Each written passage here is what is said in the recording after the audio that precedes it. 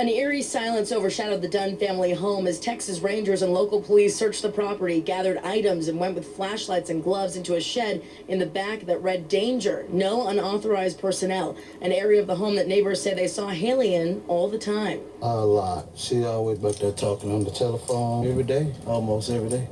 The Rangers searched the area for about 20 minutes and left with boxes and envelopes in hand, returning a few minutes later to take Haley's mom from the home.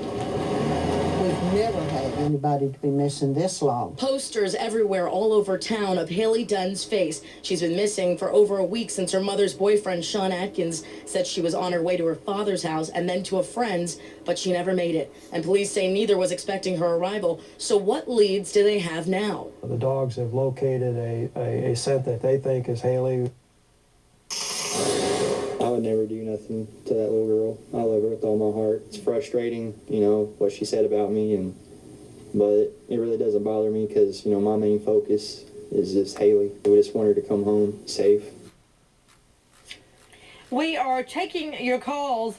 I want to go out to Dr. Titus Duncan, General Surgeon, Atlanta Medical Center. Dr. Duncan, thank you for being with us. Doctor, in this case, if there had been any cleanup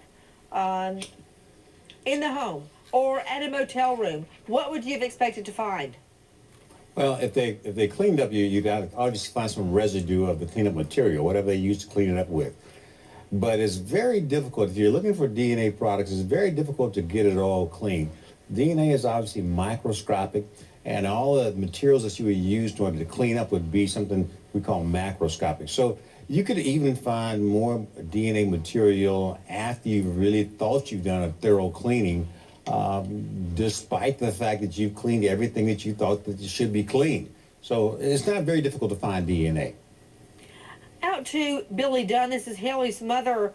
Is it true the boyfriend, Sean Atkins, first refused to take a polygraph, saying that he was on, for instance, anti-anxiety medication? Did you get that question? We went up there voluntarily to take us. Yes, ma'am. Okay. They said we couldn't take the polygraph because we had taken medicine.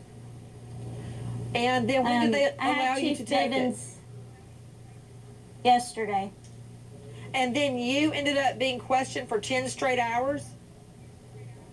Yeah. What about Chet Atkins, the boyfriend? Sean, I don't know how long he was talked to afterward. I don't think long before he went over to his grandma's. His aunt came and picked him up. Did the police... I do know he went back down there today. For what? I don't know, to talk to investigators some more. I don't know how long he was there or anything. So you guys knew each other and dated for about 2.5 years before he moved in? Right. And he has been moved in for about 4 months at the time your daughter goes missing? Yes. Billy, when your little girl would go for a sleepover, didn't the family typically know she was coming? She usually asked me first and then would ask the other family.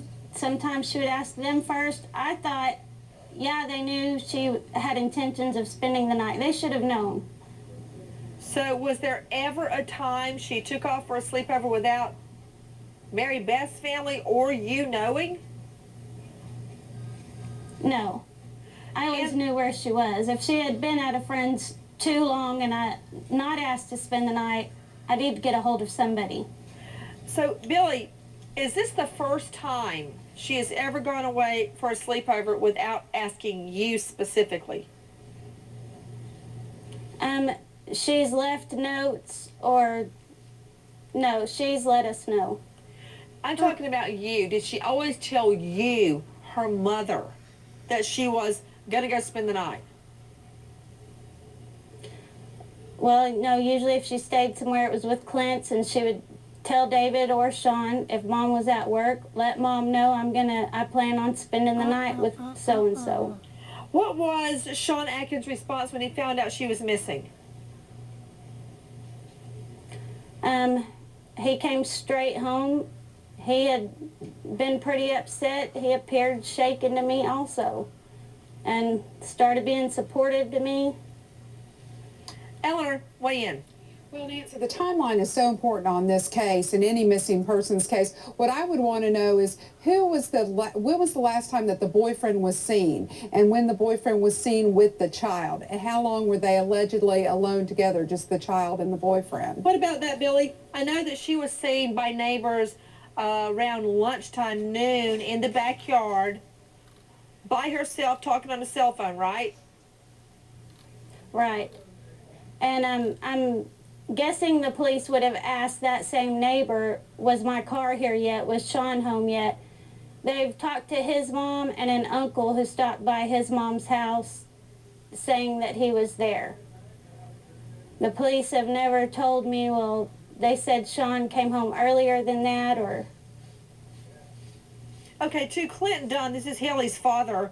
Clinton, from where you live, can you see your daughter's home?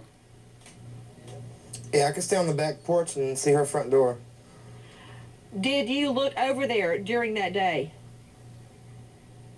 Yeah, I look over there constantly, all the time. Just Could see you what's see going on over Sean? there. Could you see Sean Atkins' car there the whole afternoon? I'm not even sure.